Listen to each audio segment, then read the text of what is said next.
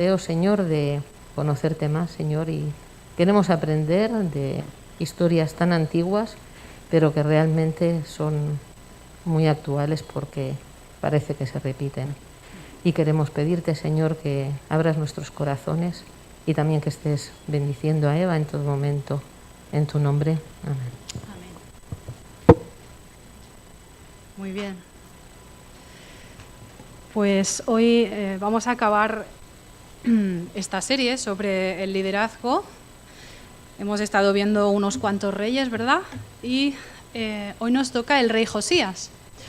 Nos ha leído Eli el capítulo 34, aunque también abarca hasta el 35. No lo hemos leído por amor al tiempo, pero yo después os haré un extracto. Así que vamos a empezar leyendo el título. Hemos puesto la soledad del líder. Es decir, una de las características del reinado de Josías, como ya hemos leído y como hemos dicho, es que fue un rey bueno, un rey que estuvo guiado por Dios, o que se volvió a Dios, porque en el principio no lo estaba, pero una de sus características fue que estuvo muy solo. El psicoanalista holandés Manfred F.R. Ketz de Vries, profesor, no sé si lo he dicho bien, perdón, ¿vale? Porque es holandés y todavía no lo he perfeccionado. Este señor es profesor de desarrollo del liderazgo y es muy conocido en el mundo empresarial por dar pues, conferencias sobre coaching o sobre desarrollo, ¿no? En el liderazgo. Y dijo pues la siguiente frase: la cumbre es solitaria. Pues menuda novedad, ¿no? Suena bastante a cliché así de entrada.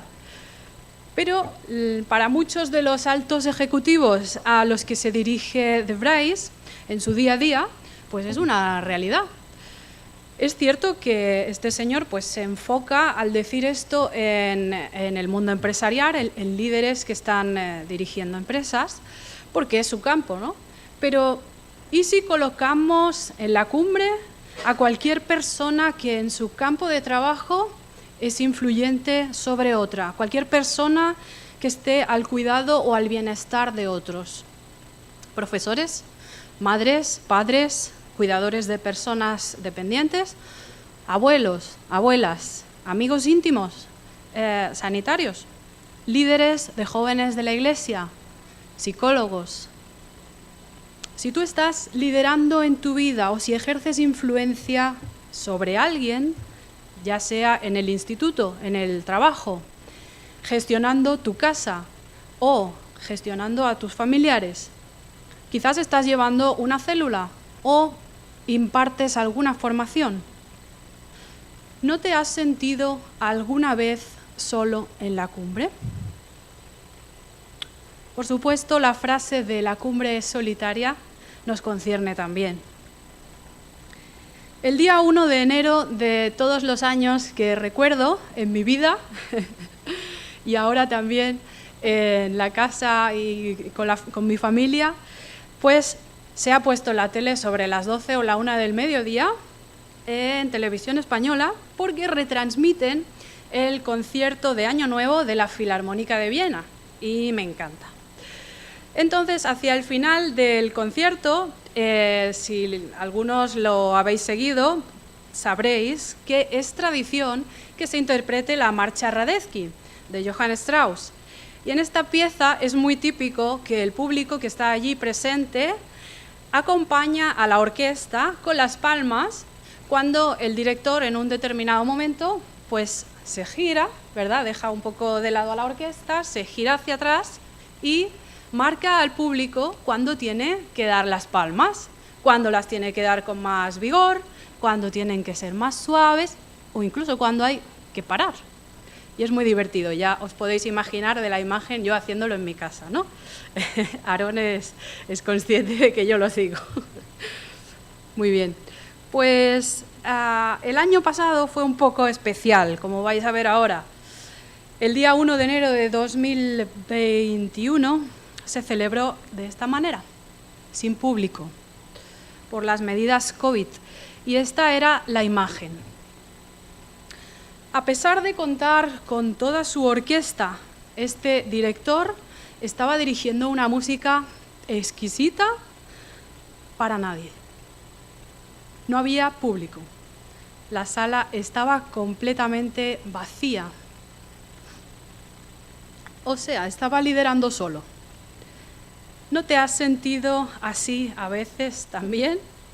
Preguntándote si esa carga que llevas sirve para algo. A veces el líder no tiene feedback. ¿Alguien nota el efecto de tu trabajo? ¿Eres de empuje y de motivación realmente para otras personas? Pues quizás a veces, como este director de la Filarmónica de Viena, sentimos que nadie aplaude en nuestra canción. Sabes que estás capacitado para dirigir esa melodía y hacer que los demás toquen en el momento preciso, con la intensidad adecuada, pero ante la falta de apoyo empiezas a dudar, incluso a plantearte que quizás es que no lo hagas tan bien. La soledad en la cima puede desarrollar dudas, desánimo, miedo a la crítica, miedo al fracaso incluso. Y lo peor, falta de visión. Y todo aquello por lo que antes querías luchar se convierte en una carga muy pesada, quizá demasiado. Vamos a ver ahora la historia del rey Josías y en qué medida se nos puede aplicar esta historia tan antigua a nuestro liderazgo de hoy, tantos años después de que viviese este rey. Si leemos por completo Segunda de Crónicas 34 y 35, veremos que se nos describe a Josías como el rey más obediente de Judá y el más joven. En el versículo 1 del capítulo 34 dice: Josías tenía 8 años cuando ascendió al trono y reinó en Jerusalén 31. Es decir, si hacemos la cuenta, tuvo un reinado reinó hasta los 39 años de edad. En el contexto, hemos de pensar que la mayoría de edad no era a los 18, ¿vale? La verdad es que era bastante antes, era a los 12. A los 12 años se consideraba que ya eran mayores de edad. Así que Josías subiese al trono a los 8 era prematuro, incluso hasta para la época. Nos dice también la Escritura en el versículo 3 que durante el 8º año de su reinado, siendo aún joven, comenzó a buscar a Dios, al Dios de su antepasado David. Esto nos lo ha comentado también Eli, ¿verdad? Pues si hacemos la cuenta, 8 años más 8 de reinado, Josías se volvió al Señor a los 16. Parece que Josías a los 16 ya comprendía muy bien la responsabilidad que traía su oficio y demostró ser mucho más sabio que los reyes anteriores. Porque como vamos a ver, él decidió buscar al Señor. Pero fue un rey solitario. ¿Y cuáles fueron las causas de esta soledad? Pues la primera, su propia familia. Su padre Amón y su abuelo Manasés fueron gobernadores excepcionalmente perversos, fueron muy malos y apartados de Dios, claro. Josías creció en un ambiente totalmente alejado del Señor. Quizás a nosotros nos pueda pasar esto también, pero como a Josías, los aspectos negativos de nuestra familia o de nuestros orígenes no deben marcar nuestro futuro como liderazgo o como siervos de Dios. Esa mochila la hemos de descargar. De hecho, lo podemos usar porque saber de dónde vienes o conocer tu pasado te puede hacer más consciente de cómo ser un buen líder en el futuro. Josías también se sintió solo, como veis en el segundo punto, por su juventud, claramente. ¿A quién le gusta que un niño de 8 años le dé órdenes caprichosas, no? Bien, pues respecto a esto, en 1 de Timoteo 4:12 hay algo que deberíamos saber, o que ya sabremos seguro. Ninguno tenga en poco tu juventud, sino sé ejemplo de los creyentes en palabra, conducta, amor, espíritu, fe y pureza. Ninguno tenga en poco tu juventud. Si Dios te habla y tú sientes que debes liderar, que debes seguir ese camino, no debes sentirte acomplejado por tu condición física o psíquica disminuida por tu edad. Dios quiere trabajar con cualquiera que lo siga y hacer de esta persona un buen líder. Josías también, como veis, estuvo solo por su sabiduría. Da que pensar que quizá pudiese ser un niño superdotado o, como se dice ahora, de altas capacidades, aunque en la Biblia esto no nos lo revela. Si esto fuera así, no haría nada más que aumentar su soledad. Aunque tanto si Josías fuese un niño prodigio como no, la falta de confianza en sus decisiones se debía notar y esto tendría que aumentar su inseguridad. En el texto, contrariamente, nos dice que Josías sabía muy bien dónde encontrar respuestas. Dice en Proverbios 1:7, el principio de la sabiduría es el temor de Dios. El origen, la base del verdadero conocimiento es respetar al Señor. Y esto, pues Josías lo cumplía con creces. No debió ser fácil, la verdad. Yo me imagino a ese niño entrando en la adolescencia, rodeado de esos personajes, ¿no?, que vemos a veces quizás en las películas, asesores que están en la sombra intentando influir sobre los reyes para que manden de una determinada forma o de determinada de otra, que al final lo que hacen es gobernar en la sombra. Yo me imagino que aquí Josías debía tener que dejar las cosas muy claras, ¿no? No debió ser fácil para él. Eso sí, Josías respetó a Dios y tuvo temor de él, tuvo reverencia.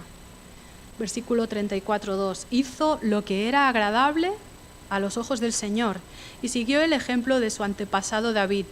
No se apartó de lo que era correcto. Lo que era correcto. El último punto dice, hizo lo correcto y no lo fácil. Josías se había distanciado con su pueblo seguramente porque, entre otras medidas que luego veremos, eliminó la idolatría. Él estaba al frente de un reino que se había olvidado completamente del Señor y del pacto de sus antepasados. Tenían imágenes a la diosa Sera, también a Baal. Así que, si quería ser consecuente con él mismo y delante de Dios, pues a Josías no le quedó otra que tomar decisiones impopulares. Y esto seguro que le trajo detractores, le trajo enemigos y le trajo soledad. Y esto de los ídolos, pues nos puede sonar un poco lejano, ¿verdad? Pero hace poco estuvimos en Sevilla de turismo con Loida, Isaac y con Marc también, haciendo un poco de turismo familiar. Y entre las cosas que vimos fue la iglesia de la Hermandad de la Macarena. No sé si os acordáis vosotros, pero nada más entrar era todo un cuadro barroco dorado y allí en medio una virgen vestida con terciopelos, con un montón de colores, olor a incienso quemado, a cirio, la luz tenue. Todo el mundo que entraba se persignaba, bueno, todo el mundo menos algunos, se arrodillaban incluso, pasaban por detrás para verla de cerca, para sentirla. De verdad, yo salí de allí impactada de ver cómo todavía hay personas que siguen adorando un trozo de madera.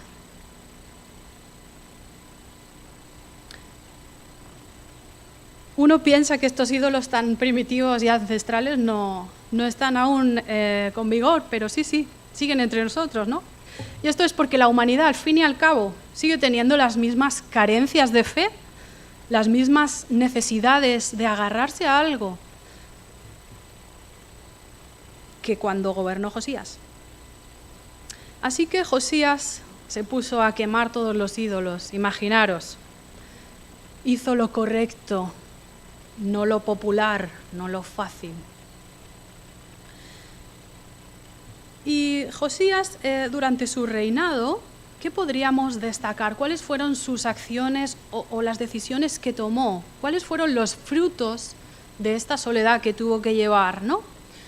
Pues como siervo de Yahvé, primeramente, vemos en el versículo 14, entre el 14 y el 21, que encuentra el libro de la ley.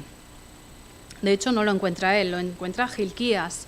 Recuerdo, dice versículo 14, al sacar el dinero recaudado en el templo del Señor, el sacerdote Gilquías encontró el libro del Señor, el libro dado por medio de Moisés. O sea que resulta que Gilquías, de forma casual, se encuentra allí con un rollo, porque antes los libros, como sabéis, eran rollos, y al abrirlo se da cuenta de que aquella es la ley que el Señor dio a Moisés. Evidentemente, ese libro es llevado a Josías. Y cuando es leído en la presencia del rey, dice que el rey oyó las palabras de la ley y se rasgó las vestiduras en señal de duelo. Josías se da cuenta cuando lee el libro y es consciente de los errores que lleva arrastrando él, primeramente como persona y su pueblo. Se humilla y sufre porque se da cuenta de cuán lejos está de Dios, pero también por la de su pueblo, porque como líder él se siente responsable, él está al frente de esto, ¿no?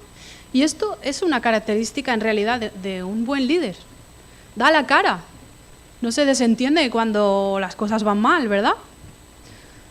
Y pensando en esto, me acordé de una tragedia que ocurrió hace poco, en el 2012 aproximadamente, con un crucero que se embarrancó en las costas de Italia, la Costa Concordia. No sé si lo recordáis. Bien, pues en este crucero, en el cual desgraciadamente murieron varias personas, el capitán fue condenado a 16 años de cárcel por abandono, entre otros delitos, por el delito de abandono del barco. Este señor, cuando vio la oportunidad, cogió un bote y se salvó, dejando a toda la tripulación y a todos los turistas allí, en el mar. Y esto evidentemente pues tiene consecuencias penales, aparte de, en la marina, digamos, esto no está nada bien visto, ¿de acuerdo? Bueno, él salvó su vida, dejó a la tripulación allí, cuando las cosas se pintaban mal, pues menudo líder, ¿no?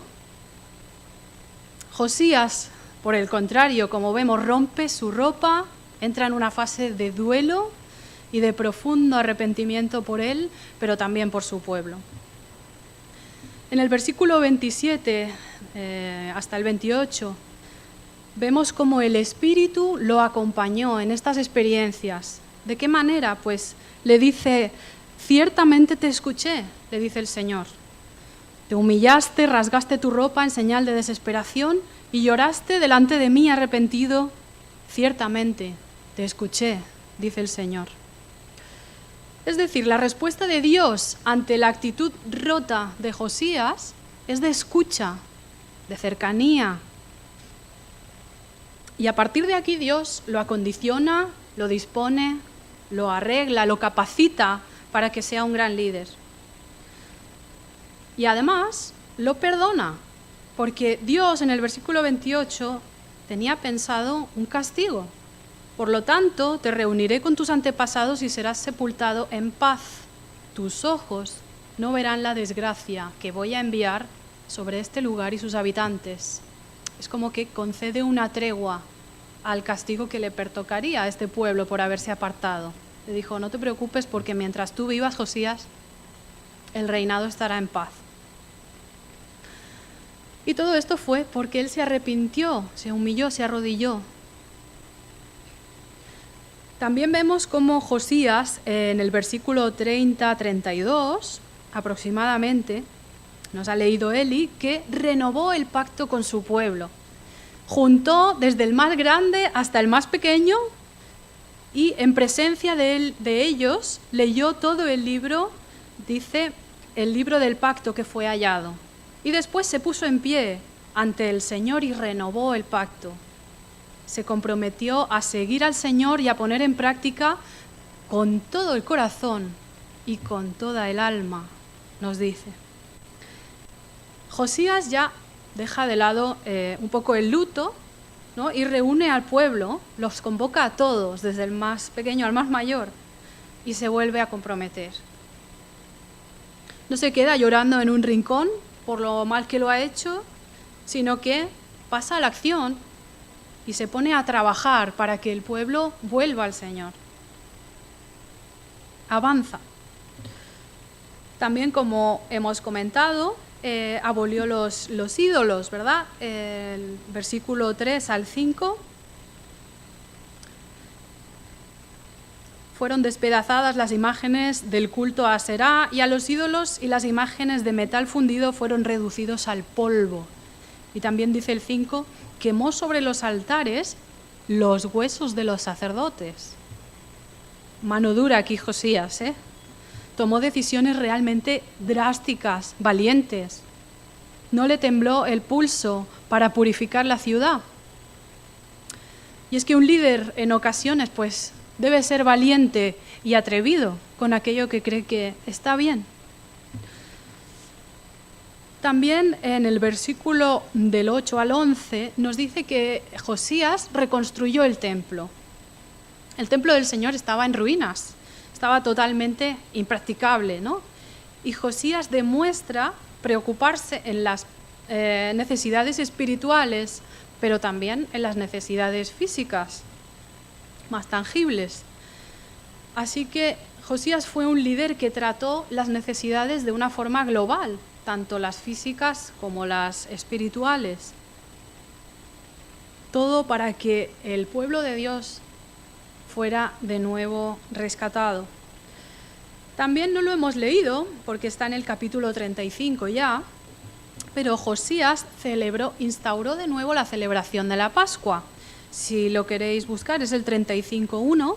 Dice, Josías celebró en Jerusalén la Pascua del Señor. El día 14 del mes primero celebraron la Pascua. Y no os penséis que fue una Pascua cualquiera. Fue un fiestorro, ¿vale? Fue una fiesta muy, muy, muy grande.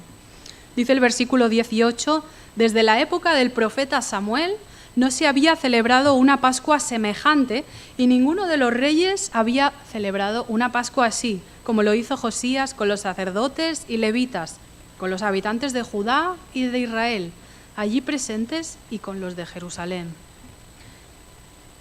Fue una fiesta tan grande que fue recordada durante mucho tiempo. Si queréis leer todos los preceptos y todos los pormenores de esta fiesta, están descritos en el capítulo 35, del 1 al 19.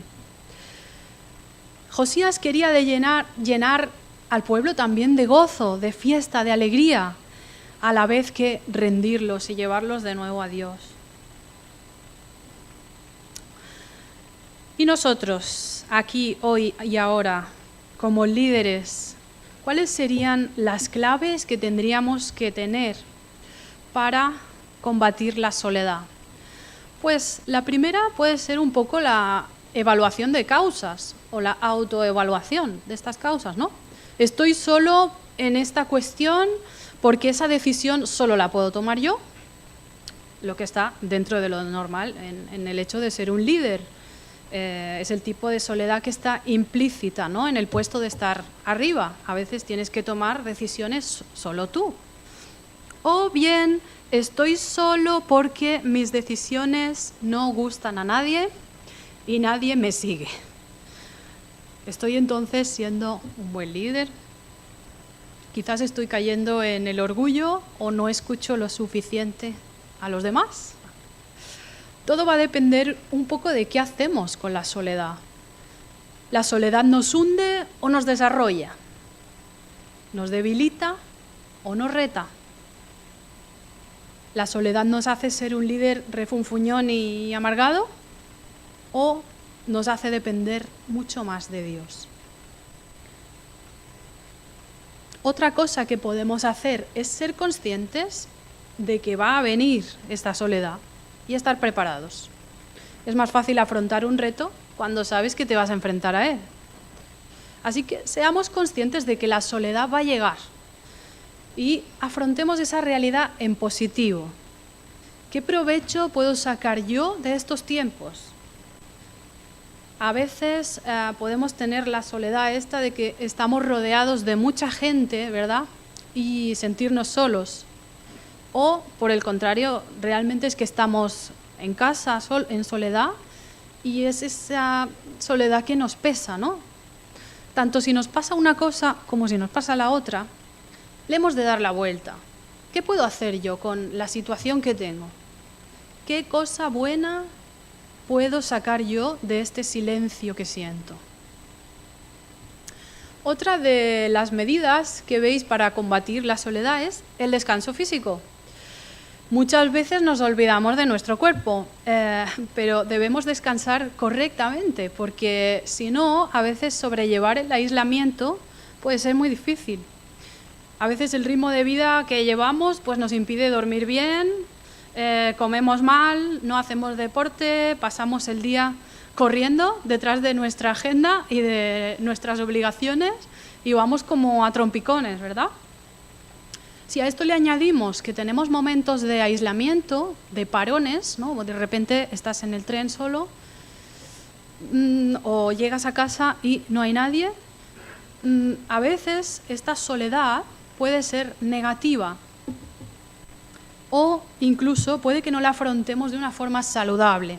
Dice el pastor y autor Vaughan Roberts en Las luchas de los cristianos: la mente ociosa es taller del diablo. La mente ociosa es taller del diablo. Cuando nos sobrepasa el cansancio físico, puede que llenemos los espacios de soledad con pereza, con vaguería o incluso con un ocio que nos pueda llevar a situaciones de pecado. Por tanto, es importante tener en cuenta el descanso y utilizar todo nuestro tiempo con sabiduría, toda nuestra agenda con sabiduría, para, sobre todo, gestionar bien esos momentos de soledad. El descanso físico en soledad no solo es lícito, sino que es bueno. En numerosos pasajes vemos cómo Jesús necesitaba un tiempo para apartarse pues, de las multitudes, de los discípulos. Bloqueaba la agenda, como haríamos nosotros hoy. Jesús se retiraba de la gente para descansar, dormir, comer, también para orar. Así que es importante que vigilemos y que lideres también tu cuerpo. Nos hemos de cuidar. El siguiente punto va muy unido. Es el descanso espiritual. ¿Cómo no? Debemos aprovechar la soledad para aumentar nuestra vida de oración. Y aumentar nuestra vida de oración en tiempo, pero también en calidad. El mismo Señor Jesús, en su liderazgo perfecto, tuvo periodos de oración muy intensos. Dice en Lucas 22, 44, y estando en agonía oraba con mucho fervor. Oraba con mucho fervor. Y su sudor se volvió como gruesas gotas de sangre que caían sobre la tierra.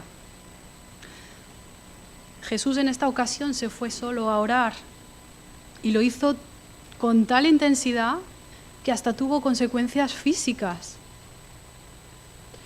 Necesitamos este ejemplo y parar de verdad, descansar en el Señor, buscar su voz, escuchar quieto. Y fijaos en los verbos: parar, buscar, escuchar. Es todo perfecto para hacerlo en soledad. Dice el Salmo 46:10, como sabéis, estad quietos y conoced que yo soy Dios. Un líder forjado además en la oración tendrá muchas más cosas que decir Un líder sumido en la oración tendrá mucha más visión por compartir. Se atreverá a soñar en el futuro. La oración a solas otorgará una vida espiritual rebosante para compartir. Y este líder estará más preparado para poder servir. Porque todos sabemos que no puedes dar de donde no hay. Así que busquemos la dirección de Dios y no malgastemos los momentos de soledad. Algo que podemos hacer también es construir una red externa de apoyo. ¿Y con quién? Pues empezamos con nuestra pareja o nuestra familia, nuestros amigos íntimos o mentores espirituales, nuestro pastor. Los líderes necesitan tener un pequeño grupo de personas alrededor, no muy grande, en quien confiar y en quien descansar.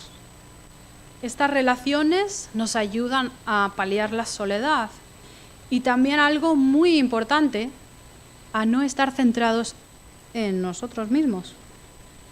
¿Cuántas veces estamos solos ahí con nuestro problema dándole vueltas y se lo comentamos a alguien de confianza y nada más acabarlo de explicar ya parece que el problema se ha reducido a la mitad, ¿verdad? Es muy importante tener una red externa de personas con las que hablar, con las que compartan tus luchas, porque a la vez que te equilibras, combates la soledad. Y la última medida, pues como veis, es que no es cierto que estés solo.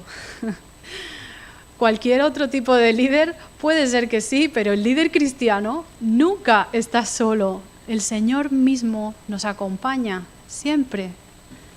Josué 1:9. Mira que te mando que te esfuerces y que lideres y seas valiente, aunque te sientas solo. No temas ni desmayes, porque Jehová tu Dios estará contigo donde quiera que vayas. Y no puedo tratar este tema sin hablar del Señor Jesús, nuestro modelo de liderazgo perfecto por excelencia. Jesús en la soledad del desierto fue tentado, en la soledad de Getsemaní traicionado y en la soledad del Gólgota crucificado. Jesús también se sintió como tú o como yo, solo. Incluso clamó, Lama Sabactani, ¿por qué me has desamparado? Esta frase siempre me estremece. Esa impotencia, esa incomprensión, ese verlo todo negro que a veces nos pasa, Jesús también lo sintió. Y es que hay una soledad en la responsabilidad que es implícita en el líder y no se puede esquivar. Hay tragos amargos que solo el líder debe tomar. Dice en Lucas 9:51, cuando el Señor Jesús se estaba acercando la hora de su ascensión, dice, y sucedió que cuando se cumplían los días de su ascensión, él con determinación afirmó su rostro para ir a Jerusalén. ¿Qué quiere decir esto, que afirmó su rostro? ¿Lo tenía descompuesto? ¿Qué quiere decir esta frase? Vemos en la versión Dios habla hoy. Cuando ya se acercaba el tiempo en que Jesús había de subir al cielo, emprendió con valor su viaje a Jerusalén. Aquí Jesús sabía lo que iba a venir. Se sentía solo. Sentía que aquello era muy grande. Pero se recompuso, afirmó su rostro, se levantó, caminó hasta Jerusalén, pensando en toda la humanidad, en ti y en mí. El líder debe ser valiente y responsable en las decisiones que debe tomar solo. Y ya estamos llegando un poco al final de la historia de Josías. Y ahora vais a ver qué sorpresa, porque tiene un final bastante inesperado. Josías, como los otros reyes que hemos estado viendo hasta ahora, tuvo un error. Pero el rey que nos toca ver hoy tuvo un error fatal. No fue un error que le pudiera continuar, del que pudiese aprender, porque fue un error que le trajo la muerte. Vamos a leer en Crónicas 35, del 20 al 24. Dice: después de todas estas cosas, luego de haber reparado Josías la casa de Jehová, Necao, el rey de Egipto, subió para hacer la guerra en Carquemis, junto al Éufrates. Y salió Josías contra él. Y Necao le envió mensajeros diciendo: ¿qué tengo yo contigo, rey de Judá? Yo no vengo contra ti hoy, sino contra la casa que me hace guerra. Y Dios me ha dicho que me apresure. Deja de oponerte a Dios, quien está conmigo, no sea que Él te destruya. Mas Josías no se retiró, sino que se disfrazó para darle batalla y no atendió a las palabras de Necao, que eran de boca de Dios.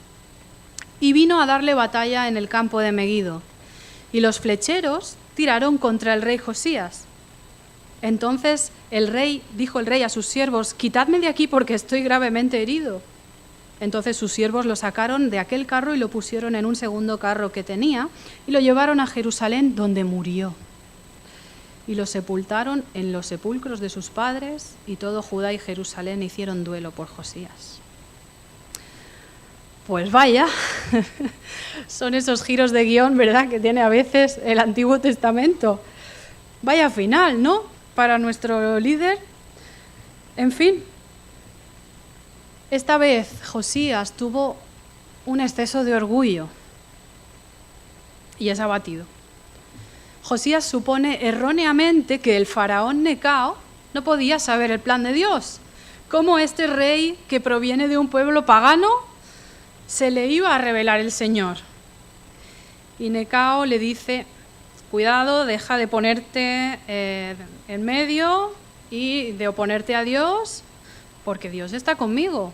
Él lo avisa, lo advierte, pero Josías no le hace caso y al final, como está en medio de la batalla, pues Josías es herido de muerte. Pero lo que sí que diferencia este rey de los demás es que Josías, a pesar de este final tan trágico, es recordado por toda una vida de entrega a Dios y a su pueblo. Y para que veáis cómo esto fue así, vamos a ir al versículo, aquí en Segunda de Reyes, 23-25. Porque no os lo he comentado, pero la historia del rey Josías la tenemos en Segunda de Crónicas 34-35 y también en Segunda de Reyes 22-1 y 23-30. Si vamos a Segunda de Reyes 23-25, se llega a esta conclusión: nunca antes hubo un rey como Josías que volviera al Señor con todo su corazón, con toda su alma y con todas sus fuerzas, obedeciendo todas las leyes de Moisés. Y añade: desde entonces nunca más hubo un rey como él. ¡Guau!